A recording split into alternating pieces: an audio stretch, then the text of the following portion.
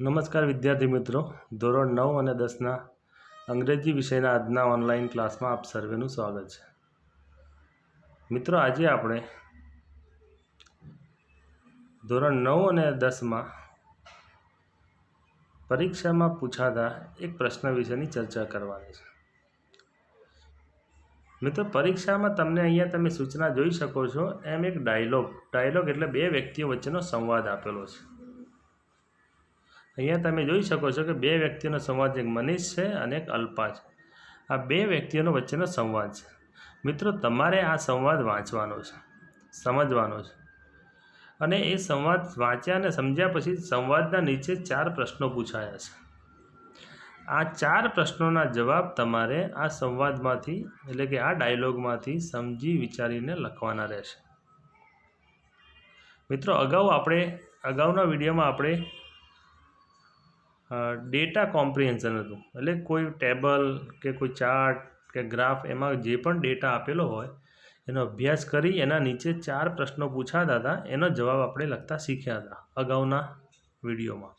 મિત્રો, આજે પણ આપણે પ્રશ્નોના જવાબ લખતા જ શીખવાનું છે, પણ આ વખતે હવે પ્રશ્નોના જવાબ તમારે આવા કોઈ બે વ્યક્તિઓ વચ્ચે નો ડાયલોગ એટલે કે સંવાદ, બે વ્યક્તિઓ વચ્ચેની વાતચીત આપેલી છે પરીક્ષામાં, એ તમારે સમજવાની અને એની નીચે જે 4 પ્રશ્નો પૂછાયા હોય એનો જવાબ તમારે શોધીને આમાંથી લખવાનો છે. એ પહેલાં આપણે આ જવાબ શોધતા અને લખતા શીખીએ એ પહેલાં આપણે WH શબ્દો, જે તમે જોઈ શકો કે પ્રશ્નો હંમેશા WH શબ્દોથી જ પૂછાશે અને આ WH શબ્દોનો ઉપયોગ ક્યાં અને કેવી રીતે કરવો, અથવા તો કયા WH શબ્દનો જવાબ કેવી રીતે લખવો, એનો ખ્યાલ આજે ફરીથી આપણે અગાઉના વિડીયોમાં તો મેળવ્યો જ છે, પણ આજે ફરીથી મેળવી લઈએ જેથી આપણું પુનરાવર્તન પણ થઈ શકે. તો મિત્રો, અહીંયા જોઈ શકો છો કે અગાઉ મેં તમને જેમ શીખવાડ્યું હતું અગાઉના વિડીયોમાં, એમ ફરીથી એકવાર આપણે રિવિઝન કરી લઈએ કે જ્યારે પણ વોથી પ્રશ્ન પૂછાય, વાક્યમાં કોઈ પણ પ્રશ્ન વોથી પૂછાય ત્યારે વો કાઢીને માણસનું નામ લખવાનું રહેશે. કોનું નામ લખવાનું રહેશે? માણસનું નામ. ફક્ત શું કરવાનું છે? વું કાઢી નાખવાનું છે, કોઈ પણ પ્રકારનો ફેરફાર કરવાનો નથી. વું કાઢી અને માણસનું નામ લખવાનું રહેશે. ત્યાર પછી જો વોમથી પણ પ્રશ્ન પૂછાય તો ત્યાં પણ તમારે માણસનું નામ લખવાનું રહેશે. તો વુ અને વૂમ ફક્ત માણસ માટે જ વપરાય છે. તો જ્યારે આ બેમાંથી કોઈ એક વડે પ્રશ્ન પૂછાયો હોય તો તમારે એ શોધવાનું કે ત્યાં આપણે માણસનું નામ અથવા તો માણસ માટે વપરાતું સર્વનામ લખવાનું રહેશે. ત્યાર પછી ત્રીજો શબ્દ છે વૂઝ. વૂઝ એટલે કોનું, અહીંયા માલિકી દર્શાવતું. એટલે તમારે પરીક્ષામાં જ્યારે વૂઝ એટલે કોનું છે આ વસ્તુ, કે આ વસ્તુ કે આ ચીજ કોની છે, તો એનો જવાબ શોધવા માટે તમારે પરીક્ષામાં એક તો એપોસ્ટ્રોફી એસ વાળી વાક્યરચના જોવાની અથવા તો ઓફવાળી વાક્યરચના જોવાની. આમાંથી તમને જવાબ મળી રહેશે. એપોસ્ટ્રોફી એસનો અર્થ થાય નો, ના, નું, ની. આવો ગુજરાતીમાં કહે છે ને, મહેશનું ને રમેશનું. આ એપોસ્ટ્રોફી એસનો અર્થ શું થાય? ના, ની, નું. તો ત્યાં તમારે વૂઝના ઉપયોગથી જવાબ શોધીને લખવાનો. ત્યાર પછી વેનથી જ્યારે પણ પ્રશ્ન પૂછાય એટલે તમારે સમય શોધવાનો કે કયા સમયની વાત કરવાની છે અથવા તો કયા સમય વિશે પૂછવામાં આવ્યું છે. તો ત્યાં તમને વર્ષ આપેલું છે, સમય આપેલો છે, તો દિવસ આપેલો છે. જ્યારે પણ વેનથી પ્રશ્ન પૂછાય ત્યારે તમારે સમય શોધવાનો પ્રયત્ન કરો કે ડાયલોગમાં ક્યાં સમય આપેલો છે, ક્યાં વર્ષ આપેલું છે, ક્યાં દિવસ આપેલો છે. ત્યાર પછી જ્યારે પણ વેરથી પ્રશ્ન પૂછાય એટલે ત્યાં તમારે સ્થળનું કે જગ્યાનું નામ શોધવાનો પ્રયત્ન કરો કે આપણે વેરથી પ્રશ્ન પૂછાય એટલે આપણે ત્યાં જવાબમાં જગ્યાનું નામ અથવા તો સ્થળનું નામ શોધીને લખવાનું રહેશે. ત્યાર પછી વીજથી જ્યારે પ્રશ્ન પૂછાય તો કયું, ત્યાં તમારે કોઈ વસ્તુનું નામ, કલરનું નામ, પક્ષીનું નામ અથવા તો કોઈ પણ નિર્જીવ વસ્તુનું નામ કે પ્રાણીનું નામ લખવાનું રહેશે. તો વીજથી જ્યારે પણ પ્રશ્ન પૂછાય ત્યારે તમારે નામ લખવાનું રહેશે, પણ કોનું? નિર્જીવ વસ્તુનું અથવા તો પ્રાણીનું, પક્ષીનું અથવા તો કલર. માણસનું નામ જનરલી આવતું નથી. વાયથી જ્યારે પણ પ્રશ્ન પૂછાય એટલે તમારે કારણ શોધવાનું છે કે કયા કારણથી આમ બન્યું છે, બીકોઝ કરીને જવાબ લખવાની શરૂઆત કરવાની છે તમારે. જ્યારે વાયથી પ્રશ્ન પૂછાય હવે આ એટલે શા માટે, અને શા માટેનો જવાબ કારણ કેથી જ આપવામાં આવે કે કારણ શોધવાનું કેમ આવું બન્યું. ત્યાર પછી હાઉ મેનીથી પ્રશ્ન પૂછાય એટલે તમારે સંખ્યા લખવાની રહે છે કે કેટલી સંખ્યા ત્યાં આપેલી છે. એ કોઈ પણ માણસની હોય કે પ્રાણીની કોઈ પણ સંખ્યા હોય, પુસ્તકોની હોય, ગમે તે સંખ્યા તમારે હાઉ મેની એટલે કેટલા, તમારે કેટલા સંખ્યા જે આપેલી હોય એના ધ્યાનમાં રાખીને જવાબ લખવાનો રહેશે. પછી આપેલું છે હાઉ મચ એટલે જથ્થો, કેટલું. ત્યાં તમારે લીટર, 2 લીટર, કિલોગ્રામ, આવો કોઈ પણ જથ્થો જે અનકાઉન્ટેબલ છે કે જેનું બહુવચન શક્ય નથી એવી વસ્તુઓનું માપ લખવાનું રહેશે. જથ્થા વિશે તમારે લખવાનું રહેશે. અને છેલ્લો શબ્દ છે વોટ એટલે શું. ત્યાં તમારે માહિતી, કોઈનું નામ પૂછ્યું છે અથવા તો કોઈનો શોખ વિશે પૂછ્યો હોય, આવું કોઈ પણ માહિતી માગી હોય એ તમારે વોટથી જ પૂછવામાં આવે છે માહિતી વિશે. એટલે વોટથી જ્યારે પણ પ્રશ્ન પૂછાય ત્યારે તમારે એમાં માહિતી લખવાની રહેશે. તો મિત્રો ચાલો હવે આપણે એક એક્સરસાઇઝ કરી જોઈએ એટલે આપણને આ WH શબ્દનો ઉપયોગ વધારે સારી રીતે સમજી શકીએ. હવે મિત્રો અહીંયા જોઈ શકો છો કે અહીંયા મનીષ અને અલ્પા વિશેની વાત, 2 જણા વિશેનો ડાયલોગ છે, એટલે 2 જણા વાતચીત કરે છે. પહેલું જુઓ,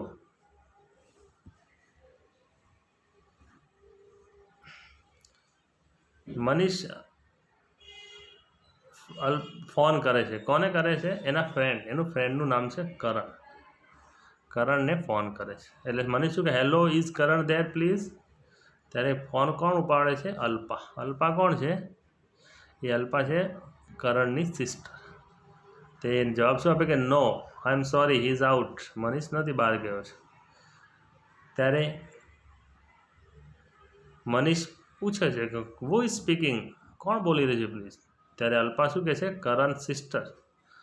કરણ સિસ્ટરનું નામ છે અલ્પા ઇઝ સ્પીકિંગ, કે કરણની બેન અલ્પા બોલી રહી છે. ત્યાર પછી મનીષ પોતાની ઓળખાણ આપે કે આઈ એમ મનીષ, હિઝ ફ્રેન્ડ. હું મનીષ છું અને કરણનો ફ્રેન્ડ છું. ત્યાર પછી અલ્પા કહે છે કે do you want to leave a message Manish, તમારે કોઈ મેસેજ છોડવો છે કરણ માટે, કંઈ કહેવું છે? ત્યારે મનીષ શું કહે છે કે no thanks, will Karan be back soon. શું કરણ હમણાં પાછો આવશે? ત્યારે અલ્પા શું કહે છે? આઈ એમ નોટ શ્યોર, મને ખબર નથી. He is gone for shopping કરવા માટે ગયો છે. શાનું શોપિંગ? બાય ન્યૂ શૂઝ, નવા બૂટ ખરીદવા ગયો છે. I think he will be back in half an hour, અડધો કલાકમાં કદાચ પાછો આવશે. ત્યારે મને શું કહે? Okay well, I will call back later then, હું પછી ફોન કરીશ. અલ્પા કહે છે all right, I will tell Karan you call, હું કરણને કહીશ કે તારો ફોન આવે તો. મને શું કહે છે? Thank you, good bye. તો મિત્રો આ થઈ અલ્પા અને મનીષ વચ્ચેની વાતચીત. હવે આપણે આ બંનેની વાતચીત પછી નીચે જે 4 પ્રશ્નો પૂછાયા છે એના જવાબ શોધવાના રહેશે. પહેલો પ્રશ્ન છે વુ ઇઝ કરણ સિસ્ટર્સ, કરણની સિસ્ટર કોણ છે? તો તમારે વુથી પહેલાં એમ કીધું કે વુ કાઢી નાખવાનું, ત્યાં તમારે નામ લખી દેવાનું. કોણ છે કરણની સિસ્ટર? તો વુ કાઢીને લખવાનું અલ્પા ઇઝ કરણ સિસ્ટર. ત્યાર પછી બીજો પ્રશ્ન છે whom does Manish want to talk. ફરીથી whomથી પ્રશ્ન પૂછાયો એટલે ત્યાં પણ માણસનું નામ લખવાનું. મનીષ કોની સાથે વાતચીત કરવા માંગે? તો Manish want to talk to Karan. કોની સાથે વાતચીત કરવા માંગતો હતો? કરણની સાથે વાતચીત કરવા માંગતો. ત્યાર પછી છે why is Karan not at home, કેમ કારણ નહોતો? તો Karan is not at home because he has gone for shopping. ક્યાં ગયો હતો? He has gone for shopping. તો આગળ બીકોઝ લખીને તમે લખી દો he has gone for shopping. ત્યાર પછી last question, what did Karan want to buy. શું ખરીદવા માગતો હતો? તો તમે જોયું કે he want to buy new shoes, એને નવા શૂઝ ખરીદવા હતા. તો મિત્રો છે ને સરળ એકદમ કે તમારે શું કરવાનું છે, સારી રીતે આ ડાયલોગ પહેલાં વાંચી લેવાનો 1-2 વાર. તમે વાંચશો એટલે તમને સારી રીતે આ પ્રશ્નોના જવાબ પણ આવડી જશે. મિત્રો આજે એક્સરસાઇઝ કરીને તમારે તમારી નોટબુકમાં લખવાની છે આના જવાબો. ચાલો હવે એક બીજી એક્સરસાઇઝ કરીએ જેથી આપણો ખ્યાલ વધારે સ્પષ્ટ બને.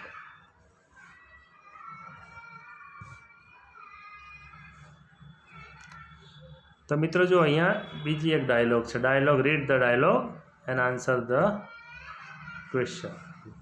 કોના વચ્ચે ડાયલોગ છે? હા બોલો.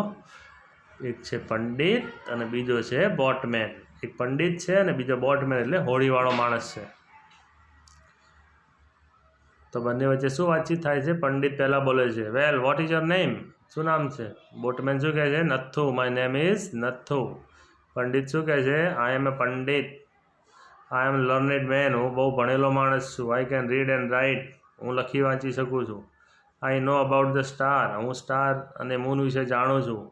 આઈ can even tell a person's future. હું લોકોનું ભવિષ્ય કહી શકું છું. What about you? તું શું જાણે છે?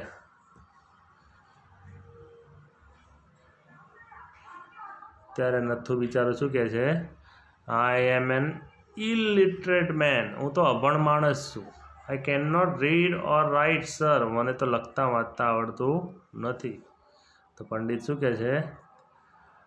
Don't you know anything about the star and planets Nathu? તને સ્ટાર એન્ડ પ્લેનેટ્સ વિશે કંઈ ખબર નથી? તારાઓ અને ગ્રહો વિશે તું નથી જાણતો? ત્યારે નથુ શું કહે છે? No sir, I know something about the sun and moon. મને તો સૂરજ અને ચંદ્ર વિશે ખબર પડે. I don't know about the star and planets. Pandit શું કહે છે? You don't know reading and writing. તને લખતા વાંચતા નથી આવડતું? You know nothing about the star and planet. તને નથી તારાઓ અને ગ્રહો વિશે ખબર? તો પછી તું કેવો છે? શું કહે છે? Then you are a big fool. તું તો બહુ મૂર્ખ માણસ છે. તો મિત્રો આ થઈ પંડિત અને બોટમેન વચ્ચેની વાત છે. છેલ્લે શું કહે છે? You are a big fool. તું તો બહુ મોટો મૂર્ખો માણસ છે. તો ચાલો મિત્રો, દરેક ડાયલોગ રીડિંગ તો સમજી ગયા છો તમે. તો હવે આપણે એને લગતા કેટલાક પ્રશ્નો જોઈ લઈએ. ચલો, વુ વોઝ નથુ.વુથી પ્રશ્ન પૂછાય એટલે શું લખવાનું? નથુ કોણ હતો? Nathu was a boatmen. ચલો, નથુ વોઝ ખાલી જગ્યા પૂછી છે લર્નેડ મેન કે ઇલિટરેટ મેન? લર્નેડ માણસ તો કોણ હતો? પંડિત હતો. પણ નથુ કેવો હતો? N illiterate main. એ તો બિચારો અભણ માણસ છે. એટલે સાચો જવાબ કયો છે? આ છે. ત્રીજો પ્રશ્ન, what can Pandit do? Pandit શું કરી શકતો હતો? પંડિત શું કહેતો હતો? આઈ કેન રીડ એન્ડ રાઇટ. હું લખી અને વાંચી શકું છું. પછી બીજું શું જાણતો હતો? I know about the star and planets. તો આ પંડિત, એટલે અહીંયા તમારે આઈ કાઢીને શું લખવાનું? પંડિત. અહીંયા આઈ કાઢીને હી નોઝ. પંડિત કેન. બરાબર. અને છેલ્લી વાત પ્રશ્ન જુઓ, એકોર્ડિંગ ટુ પંડિત. પંડિતના મત મુજબ નથુ વોઝ. નથુ કેવો માણસ હતો? ક્લેવર મેન, હોશિયાર હતો કે બિગ ફૂલ? તો આપણે જોઈ શકીએ છીએ અહીંયા પંડિત છેલ્લેને શું કહે છે કે યુ આર અ બિગ ફૂલ. તો પંડિતના મુજબ કોણ તો? નથુ વોઝ અ બિગ ફૂલ. તો અહીંયા તમારો એનો જવાબ શું આવશે? બિગ ફૂલ. તો મિત્રો, આશા રાખું છું તમને આ ડાયલોગ રીડિંગમાં સમજણ પડી જશે અને તમે આવા બીજા ડાયલોગનો અભ્યાસ કરજો. એની નીચે આપેલા પ્રશ્નોના જવાબ જાતે શોધીને લખજો. હું તમને અહીંયા એક ડાયલોગ આપું છું. એની નીચે 4 પ્રશ્નો પણ છે.